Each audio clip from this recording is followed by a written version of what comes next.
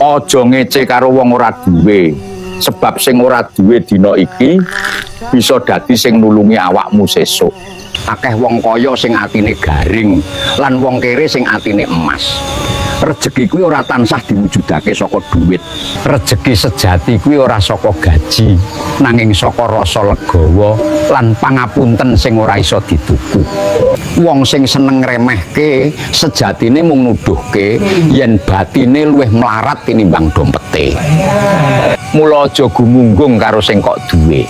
Sing duweni kuwasa sejati mung Gusti sing iso mbalekake tanpa kabar.